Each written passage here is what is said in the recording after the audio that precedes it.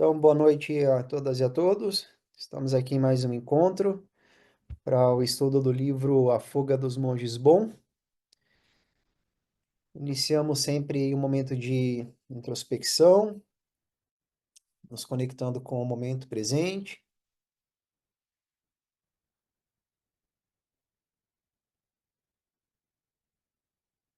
Nós temos a consciência de que estamos estudando um livro que trata de uma tradição muito antiga, muito preciosa, que traz ensinamentos que nos leva à iluminação e nos permite beneficiar todos os seres neste caminho. É isso que aspiramos quando nos aproximamos dessa tradição. Então, é com senso de responsabilidade, de reconhecimento, de gratidão, com toda a linhagem de mestres que compõem o bom, é que nós então nos conectamos com o nosso próprio corpo, com a nossa fala, com a nossa mente. E nós iniciamos sempre com o Guru Yoga, que aqui é proposto que se faça com Yongtse Rinpoche, um dos principais mestres vivos do bom, cuja imagem está aqui atrás, em comemoração ao seu centenário, aniversário de 100 anos, que nós estamos fazendo este estudo, um estudo que trata da história da vida dele e de mais outros dois monges. Nós podemos imaginar, sentir, visualizar que Yongtse Rinpoche é a representação, é a união de todos os mestres iluminados, de todos os Budas, de todas as Dakinis, de todos os seres de sabedoria que estão representados nesta figura, neste mestre vivo.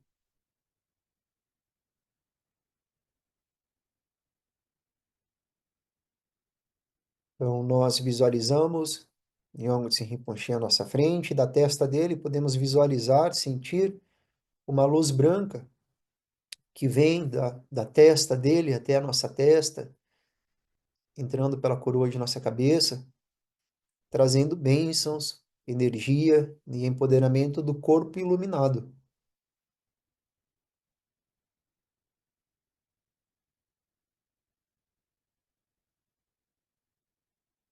Nós podemos visualizar que todos os seres, neste momento, passam a receber também essa luz branca em sua cabeça,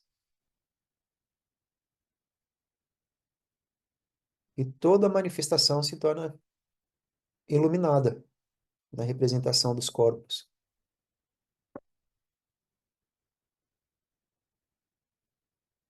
Para aprofundar a nossa experiência, nós podemos nos conectar com a quietude do nosso corpo. Nós podemos perceber que o nosso corpo ele está parado, como uma montanha, está quieto. Nossa espinha está ereta, nosso queixo está levemente abaixado, o nosso olho está semicerrado, e nós respiramos na quietude do nosso corpo, sentindo essas bênçãos na forma dessa luz branca.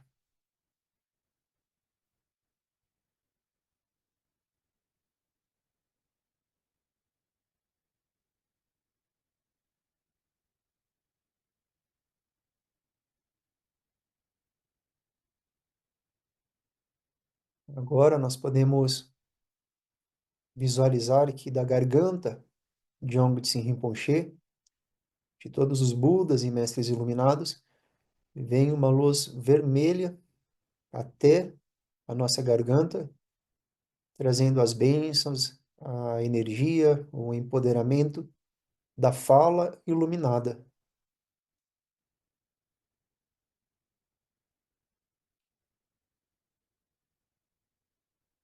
Todo som passa a ser o som da própria iluminação.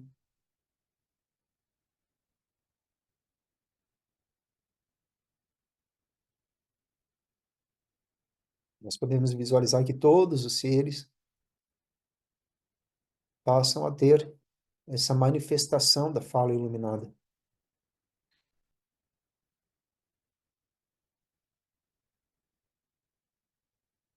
E para aprofundar a nossa experiência, nós podemos nos conectar com o silêncio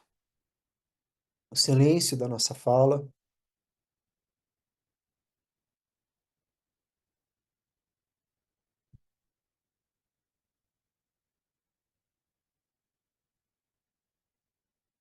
Nós podemos respirar e descansar nesse silêncio.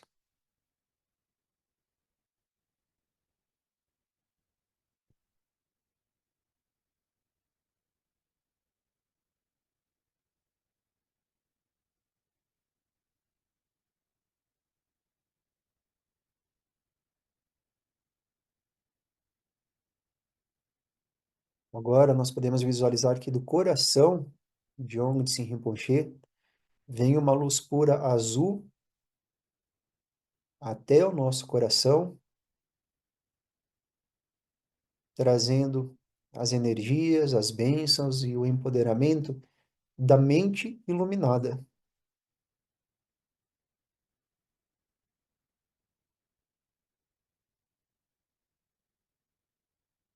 A nossa própria mente passa a ser uma expressão da própria iluminação.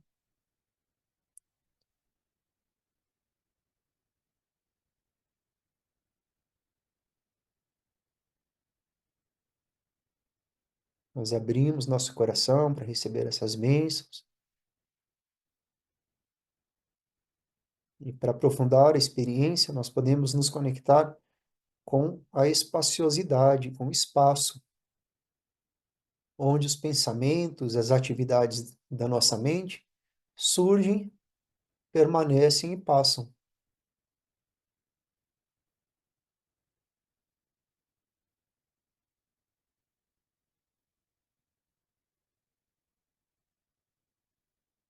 Nós podemos respirar e descansar nesse espaço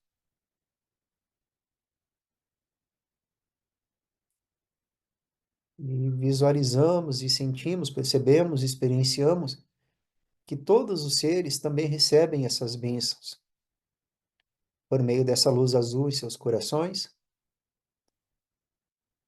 e também passam a ser uma expressão da própria iluminação, da própria mente iluminada.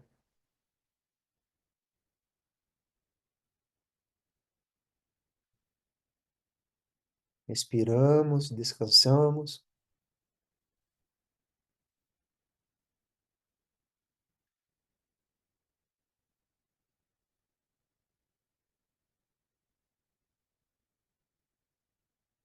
E podemos fazer a recitação da prece de Guru Yoga, nós fazemos no bom, e diz: da coroa da minha cabeça, o palácio da grande bem-aventurança, rezo a ti, benevolente lama raiz. Ó precioso, conceda-me as bênçãos de reconhecer a minha verdadeira natureza como Buda. Essa prece, essa prática de Guru Yoga nos coloca em um, em um espaço de muita segurança, em um refúgio de muita proteção. E nesse espaço, nesse refúgio, nós intencionamos que a nossa prática agora, uma prática de estudos, contribua para a preservação da tradição que nós estudamos, para a preservação dos ensinamentos, para a melhor compreensão desses ensinamentos, para que assim essa prática nos auxilie no caminho da iluminação, de modo que nós possamos beneficiar a nós mesmos e a todos os seres, que em que instância última somos inseparáveis, em que instância última somos todas expressões da própria iluminação. É isso que estamos aprendendo, é isso que vamos seguir estudando então por hoje. Vou compartilhar a tela. Na semana passada, nós acompanhamos. Vocês estão vendo o WhatsApp aqui, né? Deixa eu tirar aqui. Ó. É isso? Vocês estão vendo alguma tela ou tá tudo preto? Acho que agora sim, né? Tá preto, Thiago. Ah, Agora sim. Agora sim. beleza. Obrigado, Cris. Então, na semana passada, nós acompanhamos o Yongtse Rinpoche em uma grande aventura, né? Esse livro tem muita aventura, assim, que a vida dele foi muita aventura, né? Desde o início. E esta parte aqui, ele faz uma viagem, uma longa viagem, uma difícil viagem para encontrar um grande mestre, Gangro Rinpoche, que estava em um retiro nas cavernas, em uma caverna, uma região onde havia muitas neves, era um lago, nós vimos o lago, a montanha, era uma região sagrada.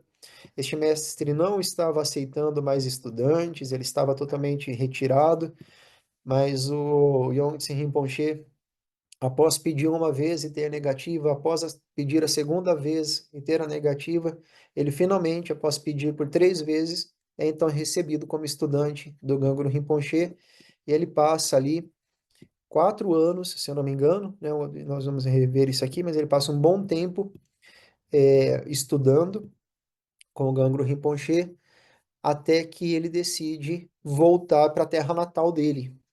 E a ideia, segundo o livro está nos contando, do Yongtse Rinpoche era retornar para sua terra, lá para a região de Kan, e viver tal como seu mestre, ou seja, viver recluso em uma caverna, praticando, buscando a sua iluminação.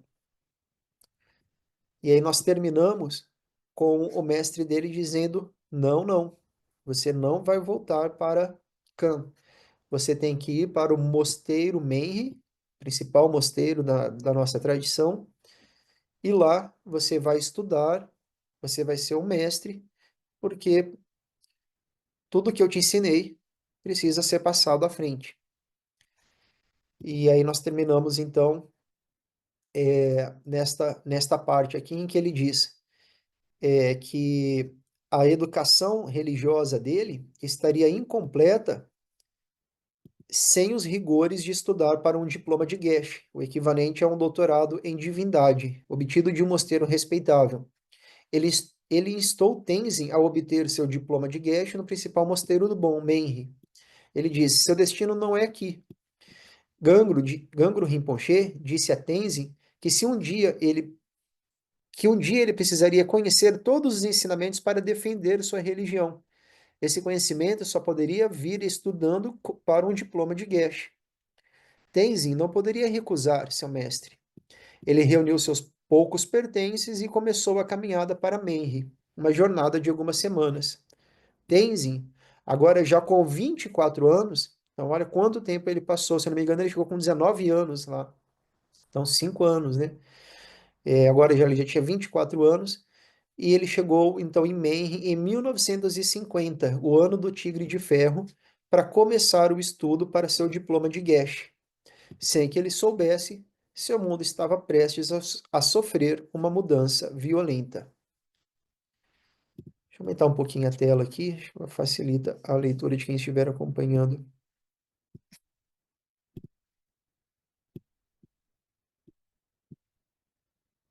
E aí vamos para o próximo capítulo, que é o capítulo 4, a invasão. Enquanto Tenzin estudava para seu título de Geshe em Menri, o líder chinês Mao Tse-tung se preparava para invadir o Tibete, um evento cataclísmico que iria transformar o país mais elevado e politicamente isolado do mundo, ameaçando a existência do bom. Os governos chineses cobiçaram o território tibetano muito antes de Mao. O outrora poderoso Império Tibetano derrotou completamente os exércitos chineses e anexou o território chinês, capturando a capital chinesa em 763 da Era Comum. Olha só, eu não sabia disso. O que nós acabamos de ler aqui? aprender, né? Lembrando que os autores aqui são jornalistas, né? São estudiosos. O Império Tibetano, em um determinado momento, capturou a China, inclusive a capital da China, em 763 da Era Comum, né? Depois de Cristo. À medida que o poder tibetano diminuía devido a lutas internas, em 1720, dinastia Manchu invadiu e fez o Tibete um protetorado, instalando um alto funcionário chamado Amban em Lhasa para administrar os interesses chineses. Então vejam, é relativamente recente, né? Essa influência, esse domínio da China sobre o Tibete começa em 1720, com a dinastia Manchu, que fez do Tibete um protetorado e colocou lá um governante, um Amban. Os Ambans, inicialmente, interferiram nos assuntos tibetanos, chegando a assassinar o regente do sexto Dalai Lama. Mas os monges, mas os tibetanos geralmente permaneceram no controle, e a influência do Amban diminuiu ao longo dos anos. Quando os britânicos lançaram uma expedição militar à Lhasa em 1904, o Amban havia perdido tanta autoridade que estava impotente para negociar com os britânicos em nome dos tibetanos. Então vamos lembrar ali que no final do século XIX, início do século XX, o Império Inglês estava fortemente ameaçando o Império Chinês, né? Guerra do Ópio e tudo mais. Então, o Império Inglês também invadiu o Tibete, em 1904. A dinastia Qing enviou um exército para reafirmar sua autoridade em 1910, forçando o 13º Dalai Lama a fugir para a Índia. Em 1911, uma revolução na China varreu a dinastia Qing, permitindo aos tibetanos expulsar as tropas chinesas e declarar a independência em 1912. Então, a independência do Tibete é ainda mais recente, né, de 1912. Enquanto isso, enquanto facções chinesas lutavam pela dominância, elas concordavam em uma coisa: o Tibete era parte da China. Ali, naquele momento, na China, havia uma grande divisão entre os nacionalistas e depois o que vieram a ser os comunistas, né? Mas ambos concordavam nesse aspecto, né? Eles consideravam o Tibete como parte da China. Não havia presença chinesa no Tibete desde que um exército, desde que um exército tibetano expulsou o último vestígio de ocupação em 1919. Após unificar uma China fraturada, o general Chiang Kai-shek tentou renovar a reivindicação chinesa sobre o Tibete em 1928, estacionando guarnições em Ando e Can. As guarnições foram amplamente ignoradas pela população e, na prática, exerciam pouca autoridade. Depois que os comunistas chineses expulsaram Chiang Kai-shek e seu exército nacionalista chinês do continente em 1949, seu líder, Mao Tse-tung, prometeu libertar o Tibete, apesar dos vigorosos protestos do governo tibetano. Negociadores comunistas chineses disseram aos seus homólogos tibetanos que a única maneira de evitar uma invasão era o Tibete dar à China o controle sobre os assuntos externos tibetanos. E o Tibete recusou. Enquanto Mao organizava suas forças na fronteira tibetana, o governo tibetano lutava para encontrar um aliado enquanto tentava adiar a ação chinesa através da diplomacia. As únicas potências com influência suficiente na região que o Tibete poderia buscar apoio material e diplomático eram a Índia, a Grã-Bretanha e os Estados Unidos. Grã-Bretanha e Índia não reconheciam o Tibete como um país independente. E os Estados Unidos estavam aliados a Chiang Kai-shek e seu exército nacionalista chinês, que havia sido completamente derrotado pelo Exército Vermelho e expulso para a ilha de Taiwan. Chiang também se apegava à visão de que o Tibete era parte da China, e os oficiais americanos eram cuidadosos para não ofender um aliado com fortes laços políticos com os americanos. Os oficiais americanos ofereceram ajuda militar secreta ao Tibete, mas os chineses agiram antes que o governo tibetano pudesse responder. O Tibete viu seus esforços para atrair apoio internacional à independência ainda mais prejudicado por suas próprias políticas. Conservadores tibetanos haviam impedido tentativas de fazer conexões com o mundo exterior, temendo que o contato com estrangeiros diminuísse o fervor religioso do povo tibetano. Apegando-se à sua política oficial de isolamento do resto do mundo, o Tibete nunca afirmou sua independência da China em um fórum internacional até que a ameaça de invasão pairasse. A política de isolamento foi uma das razões pelas quais o Tibete tinha poucos aliados em seu momento de maior necessidade. A China apontou para a falta de relações exteriores do Tibete para fortalecer sua afirmação de que o Tibete sempre havia sido uma de suas províncias. Então, o que nós estamos vendo aqui é uma história muito complexa de diplomacia, de guerra, de anexações de territórios, de domínios de território, história que vai remeter a milhares de anos, né, centenas de anos. Como a gente viu lá no século sétimo, foi o Tibete que chegou a invadir a China. Então, uma história muito complexa. Tropas chinesas começaram a treinar para uma campanha extenuante em uma terra sem estradas acima das nuvens. A invasão que desvendaria o Tibete foi testemunhada por Robert Ford, um dos apenas dois ingleses no país naquela época. Então aqui também a gente tem um cenário, né, de como o Tibete era extremamente fechado, por decisão própria, né? Inclusive ali o texto falando por decisão especialmente dos conservadores religiosos que não queriam que o povo perdesse ou fosse influenciado por estrangeiros e perdessem o seu fervor religioso. Então era um país muito fechado. E quando as tropas chinesas começam de fato a campanha, só havia dois estrangeiros, ou pelo menos dois ingleses, naquele país, no Tibete, né?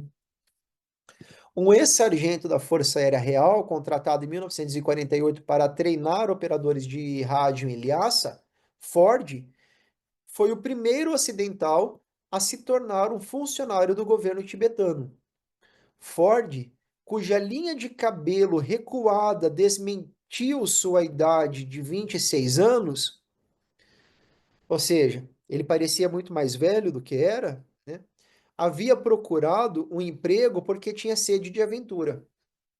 Ele cresceu em Burton-Trent, em East Staffordshire, na Inglaterra, uma cidade cervejeira 130 milhas ao norte de Londres, e ingressou na Força Aérea Real aos 16 anos. Durante a Segunda Guerra Mundial, Ford foi enviado para a Índia, onde foi designado para um tedioso trabalho de escritório em Lahore e mais tarde em Hyderabad. Entediado com o interminável trabalho burocrático, ele aproveitou a chance de um emprego temporário como operador de rádio para, para a missão britânica em Lhasa, onde, em 1945, se familiarizou com os funcionários tibetanos. 2 anos depois, 1947, portanto, o governo tibetano decidiu que precisava começar a usar equipamentos para três transmissores de rádio guardados em caixotes, presente de guerra do governo dos Estados Unidos. Os esforços para treinar tibetanos em seu uso haviam falhado. A maioria era analfabeta, e aqueles com educação suficiente consideravam a operação de rádio abaixo de sua posição. O governo tibetano relutava em contratar europeus, que os funcionários geralmente viam com suspeita e provavelmente contaminariam o país com ideias indesejadas. Em vez disso, funcionários tibetanos decidiram recrutar indianos, visto como menos estrangeiros que os europeus. Ford havia retornado aos seus deveres mundanos na Índia quando recebeu um pedido do governo tibetano para ajudar a encontrar estagiários adequados. Ele entendia a atitude tibetana em relação aos estrangeiros, mas achava que poderia ter uma chance no emprego porque havia sido bem recebido durante sua breve missão em Lhasa. Para sua alegria, sua candidatura foi aceita. Ford passou seu primeiro ano como funcionário do governo tibetano em Lhasa, onde montou a primeira estação de rádio do Tibete e colocou a Rádio Lhasa no ar. Destinada principalmente a influenciar a opinião estrangeira, a estação transmitia em tibetano, inglês e chinês. Eventualmente, funcionários tibetanos decidiram que Ford seria mais útil na fronteira com a China. O governo ordenou que Ford viajasse para a província de Kham para instalar uma estação de rádio para monitorar a fronteira, onde o governo temia que os chineses atacariam. Sem o rádio, poderia levar meses para o governo de Lhasa receber uma mensagem de Kham. Ford levou 2 meses para cavalgar mais de 600 milhas a cavalo ao longo de trilhas primitivas através de paisagens montanhosas do Tibete, de Lhasa a Shandong, a sede do governo no leste do Tibete, na região de Kham, infestada de bandidos. Ford liderou uma caravana de 20 animais de montaria, 80 mulas e iaques, 10 muleteiros e 40 carregadores, protegidos por uma escolta de 12 soldados tibetanos. A caravana navegava ao longo dos vales dos rios, às vezes exuberantes, com árvores e plantações de cevada e trigo, às vezes rochosos e áridos, às vezes cobertos por um arco-íris de flores silvestres. Grous de pescoço preto e gansos ruivos, animais, né? Nós estamos conhecendo um pouco da fauna e da flora e do próprio das montanhas, né? Das paisagens ali do Tibete. Então, essas aves, os grous de pescoço preto e os gansos ruivos se arrumavam nas margens dos rios que cortavam colinas sem árvores de cor gengibre, onde ocasionalmente aparecia um rebanho de ovelhas. Antílopes, cervos almiscarados e grandes veados observavam das encostas ou saliências a serpentina caravana.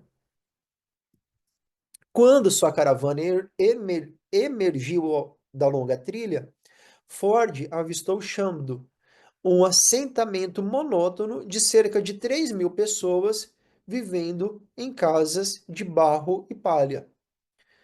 O assentamento estava agrupado em uma península triangular na convergência de dois rios, o Ngonshu e o Dzashu, ou Rio Oeste e Rio Leste, que correm entre montanhas com picos de até 20.000 pés.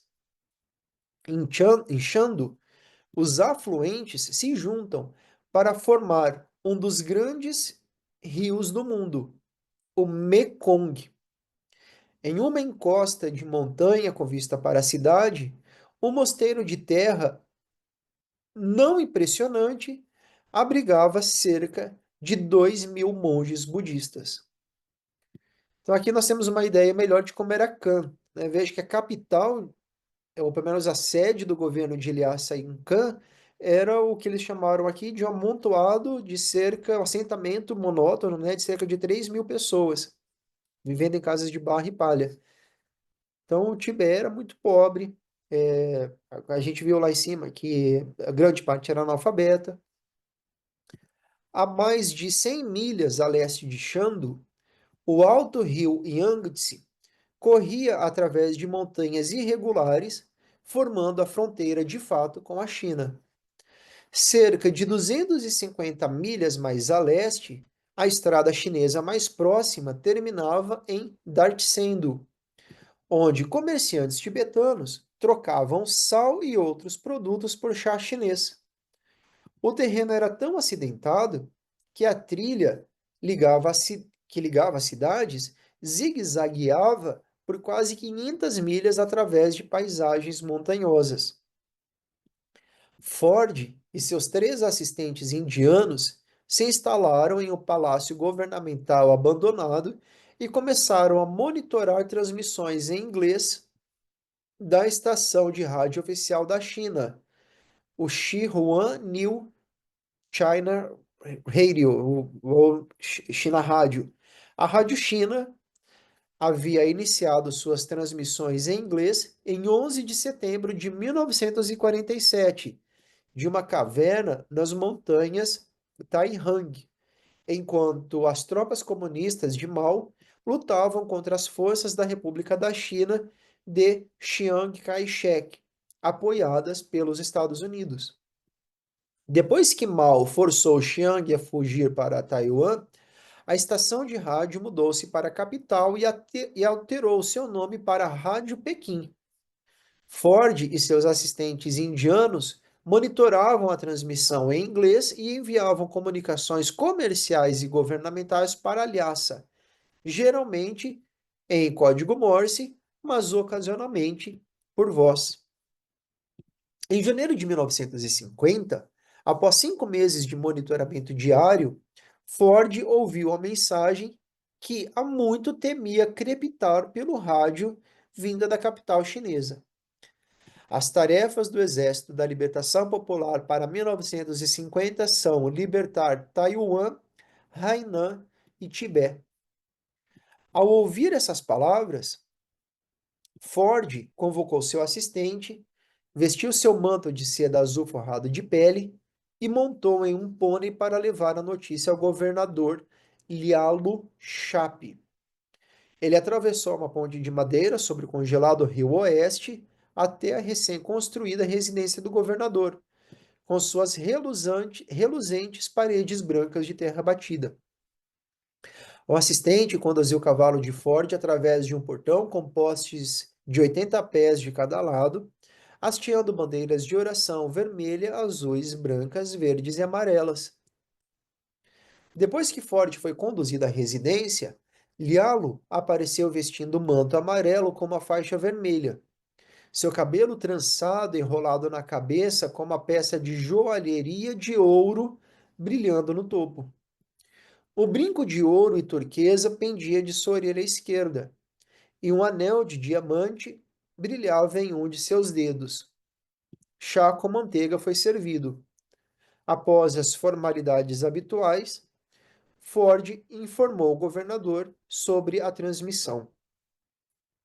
Eles não virão ainda, disse Lialo.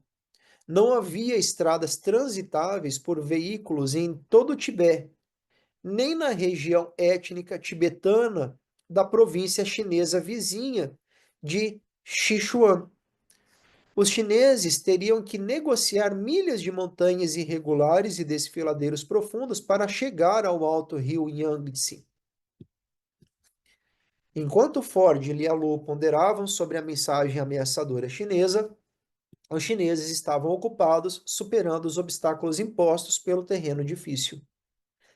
Dentro de 2 meses, milhares de tropas chinesas e cerca de 10.000 trabalhadores estavam construindo uma estrada para o oeste a partir do centro comercial de Dartsendu, na borda da província de Sichuan. A oeste de Dartsendu, o terreno se retorcia em montanhas e cânions intransitáveis para qualquer coisa além de animais de carga.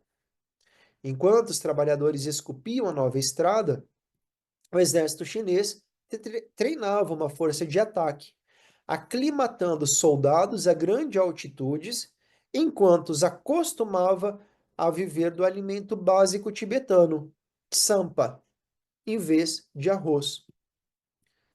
Logo após aquela transmissão sinistra de janeiro, Lialo ordenou que Ford enviasse um de seus dois rádios, junto com dois operadores, para uma guarnição em Dengkok, cerca de 100 milhas a nordeste de Shandu, na margem do alto rio Yangtze, para observar o avanço chinês. Lialo havia previsto corretamente o valor estratégico de Dengkok. A cidade ficava no caminho que os chineses tomariam se pretendessem cercar e cortar as forças tibetanas que defendiam Shandu.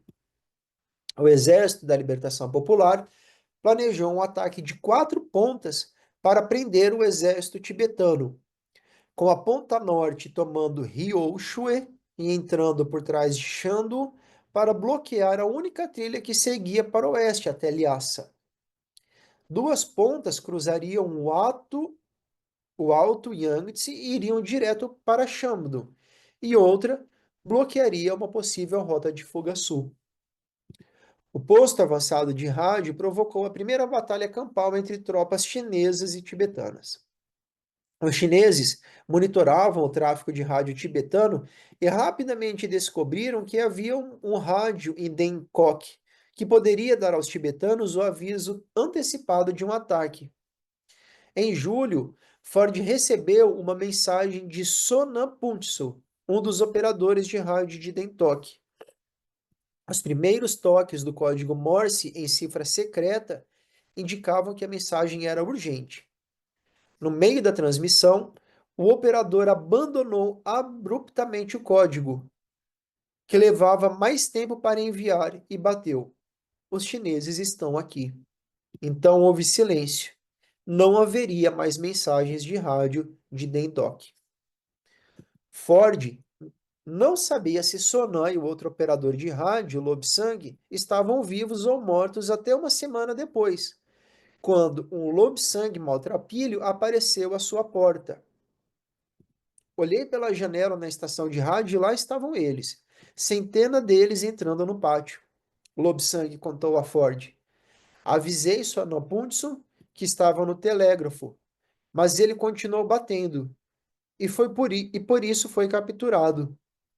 Me escondi em um armário e eles nunca olharam dentro. Então à noite eu saí de mansinho e fugi. Ford observou uma força tibetana liderada por Mujadepon, um dos melhores oficiais do exército, sair de Shandu com 500 tropas em um esforço para retomar Dengkok. Informações fornecidas a Muja por alguns simpatizantes chineses entre os campas locais levaram sua força a uma emboscada chinesa. O oficial tibetano morreu na emboscada, mas Muja reagrupou suas tropas e lançou um contra-ataque de 2 pontas que derrotou os chineses. Quando o combate se aproximou, Muja convocou 200 milicianos Campa de suas reservas. Os Campas se destacavam no combate corpo a corpo e não faziam prisioneiros, para aborrecimento de Muja, que esperava arrancar informações de um soldado chinês. Ou seja, eles matavam, né? Dengkok estava de volta nas mãos tibetanas, mas o equipamento de rádio vital tinha desaparecido. Lialu pediu a Lhasa um rádio substituto e 3 rádios adicionais para outras aldeias estratégicas. Ele também planejou uma ofensiva para frustrar a concentração militar chinesa na fronteira, mas Lhasa não endossou o plano. Em agosto, os chineses haviam aberto uma nova estrada através das montanhas, e caminhões fabricados nos Estados Unidos e na Rússia, carregados com suprimentos militares, estavam passando por Kanzi, um posto comercial entre Dartsendo e a fronteira com o Tibete. A Ten, um traficante de ópio de Kanzi, que havia feito uma pequena fortuna vendendo droga para os nacionalistas chineses, relatou sobre a primeira ponta da invasão chinesa. Os primeiros soldados vermelhos entraram em Kanzi na noite da segunda lua de 1950. Não fiquei impressionado. A maioria dos soldados estava vestida com trapos surrados e armadas com uma coleção variada de armas de fogo que, apesar de suas origens diversas, eram relativamente modernas. No entanto, o que o exército comunista carecia em qualidade parecia compensar em tamanho. Por uma semana, as longas colunas nunca terminaram. Logo, descobri os erros de minha avaliação inicial. Os soldados vermelhos eram extremamente bem disciplinados. Foram os primeiros soldados chineses que eu já tinha vistos que não saqueavam e intimavam a população. Em vez disso, os soldados eram extremamente corteses e até se esforçavam para ajudar as pessoas locais com suas colheitas e outras tarefas. Vejam que interessante, quem está falando isso não é o chinês, é um tibetano, né? À medida que a mobilização chinesa continuava, o governador Lialo foi substituído por Yangbo Jimmy Norbu. A nomeação acabaria sendo desastrosa para o Tibete. Nigabo era um chape, um membro do Kashak, o conselho governante do Tibete. Ele era um homem alto e imponente, de mandíbula comprida e com um rosto digno, mas alegre. Lialo havia planejado uma forte defesa, mas Nigabo acreditava que a oposição aos chineses era em última análise inútil, apontando que um único senhor de guerra chinês havia tomado Lhasa em 1910. E aqui tem uma observação dizendo que os chineses permaneceram por 2 anos antes que uma rebelião tibetana os forçasse a voltar para o outro lado da fronteira em 1912.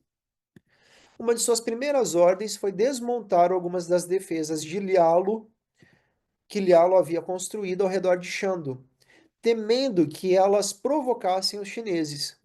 No entanto, ele disse a Ford que pretendia resistir a um ataque chinês. Nigabo trouxe dois dos quatro rádios adicionais que Lialo havia solicitado. Ford instou-o a colocar um em Ryoshue, uma aldeia estrategicamente situada no caminho para o cruzamento crucial que os chineses precisavam capturar para cortar a rota de fuga do exército tibetano. Ford sugeriu que o outro rádio fosse colocado perto da fronteira, mas Nigabo argumentou que nenhuma tropa chinesa havia sido vista perto da fronteira recentemente. Ele decidiu, em vez disso, manter um rádio como reserva e enviar o outro de volta com Lialo. Agora, não poderia haver aviso prévio de um ataque. Vamos ver quanto falta ainda para esse capítulo, senão a gente não termina, a gente deixa para terminar na semana que vem. Ainda falta bastante, a história ainda vai. Vou terminar por aqui para fazermos a dedicação. Na semana passada nós não fizemos a prece de longa vida, e também para a gente possa ter um tempinho de comentários aqui, e para que não fique tão cansativo também, né? Porque tá tudo muito interessante, mas é muita história, muito. E aqui não está falando tanto sobre os mestres, né? Mas sobre a, a invasão mesmo. Comentário. Terminamos aqui em 8, hoje é 8 de 4.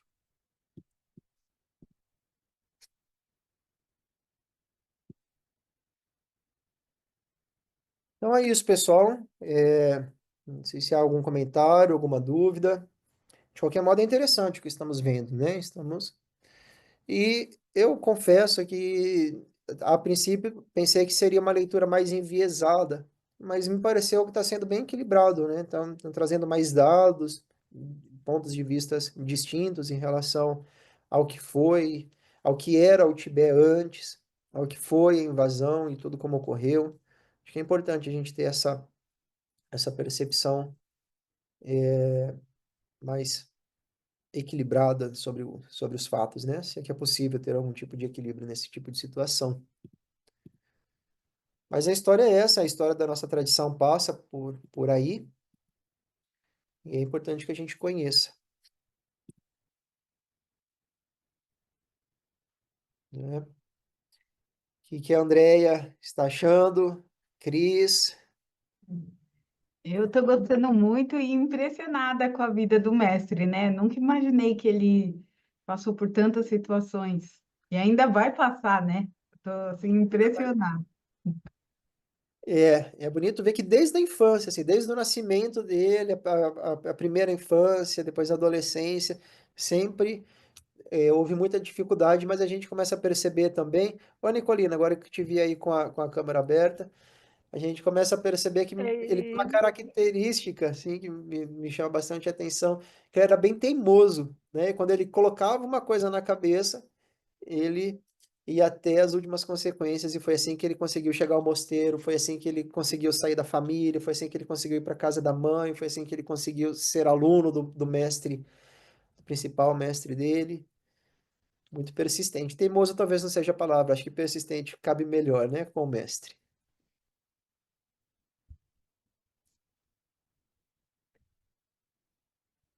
Então é isso. Vamos fazer a dedicação e dar um tempinho aí para o Gashidema. Eu vou compartilhar aqui a prece de um longa vida.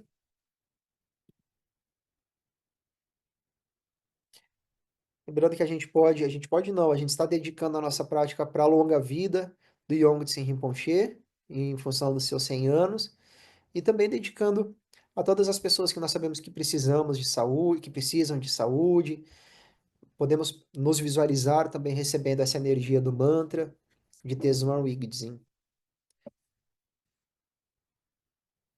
Minuto, onde que está aqui?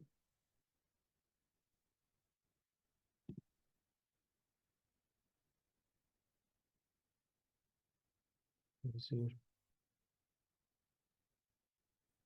Eu mexo com esse zoom há anos aqui e ainda me perco, mas acho que agora vai.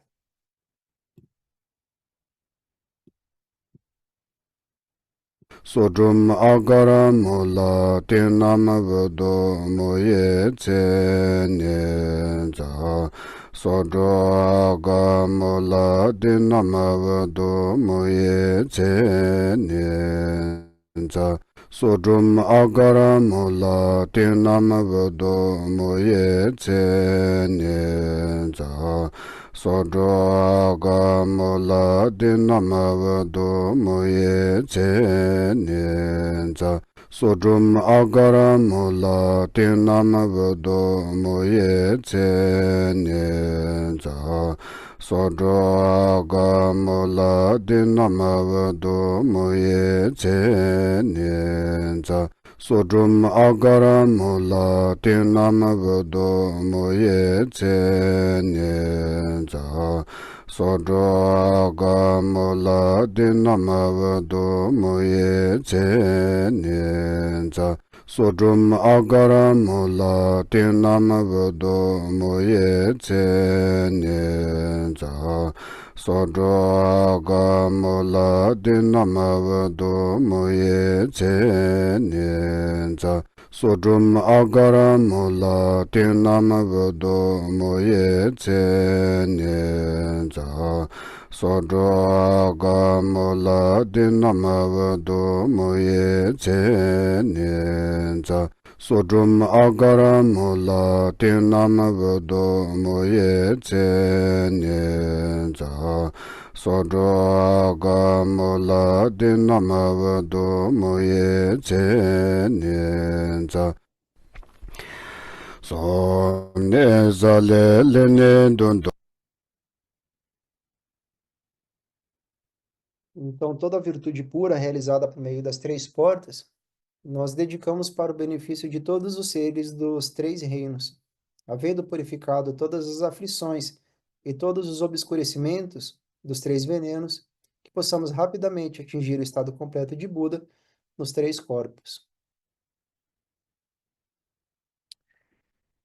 Gratidão, então, pessoal. Obrigada. Retornamos Obrigada. minutinhos aqui com o Guest Dema. Ah, então eu queria dar um aviso.